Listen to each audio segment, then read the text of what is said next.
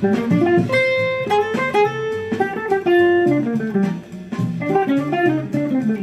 everybody, my name is Jens Larsen. In this video I want to talk about a Wes Montgomery lick or a Wes Montgomery arpeggio that he uses really a lot. And of course I want to talk about this because it's a Wes Montgomery thing and that's interesting in itself, but also because I think it's a great example of how he takes something and he really uses it in a lot of different ways and creates a lot of different interesting melodies with it. If you want to learn more about jazz guitar, about improvising over chord changes, checking out some interesting arpeggios or chord voicings, then subscribe to my channel. If you want to make sure not to miss anything, then click the little bell notification icon next to the subscribe button.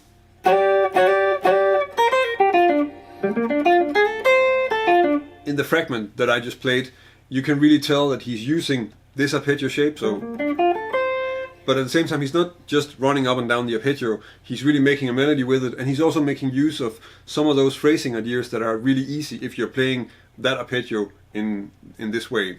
So the first part of the phrase is really just a G minor 7 arpeggio, and then he goes back to the D, and then he uses the fact that you can slide up to the A, and then he goes up to the C, and then uses that to just play the top part of the arpeggio, which is a D minor triad. So really what we have here is G minor, and then the A, and then we get this descending D minor 7 arpeggio.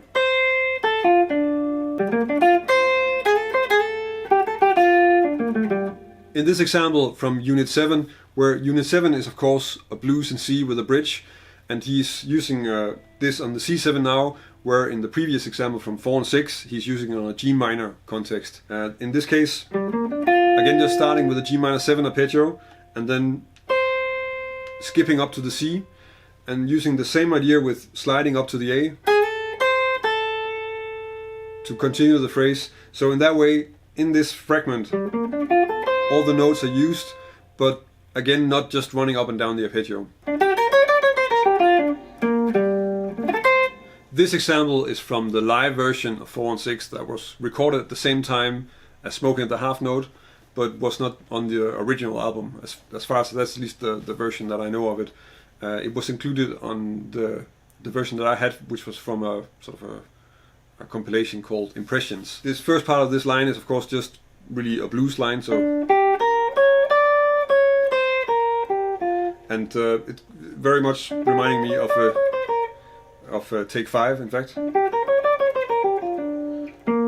And then here he's just using the arpeggio really as a straight arpeggio, so with a sweep, and there's nothing much happening with that sense. One thing that is interesting about this is though that he's using the G minor 7, the G minor 11 arpeggio in fact, on a G minor, and in 4 and 6 he does that actually several times, and that's something you might want to check out also a bit.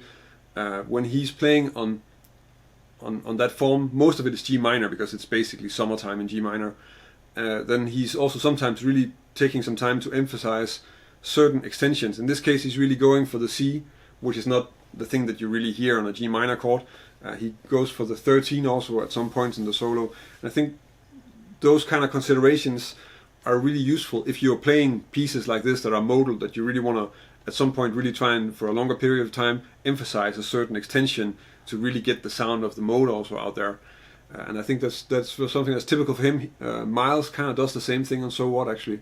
So thinking like that is also something that you want to check out, even though it's not directly related to my G minor 11 arpeggio here.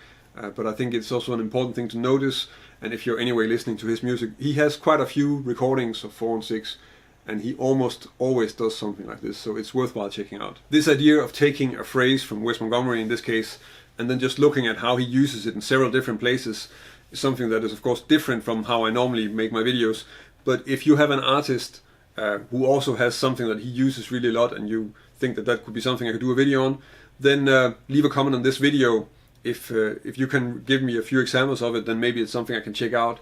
And in any case, if you have sort of a favorite phrase or a favorite solo from some other player, then leave a comment that you anyway want to get out there. We all want to know what the really great solos are, and maybe you have a favorite that's maybe a little bit less famous than what everybody knows. Like my last example here is from a fairly unknown recording of 4 and 6. So leave a comment if you have a favorite solo from somebody, and let everybody know. If you want to learn more about jazz guitar and it's the first time you see one of my videos, then subscribe to my channel.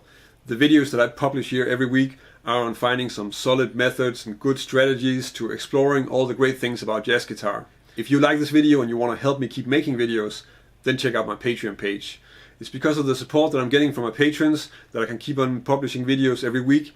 I'm very grateful for that, and if you join us over on Patreon, I can also give you something in return for your support. That's about it for this week. Thank you for watching, and until next week.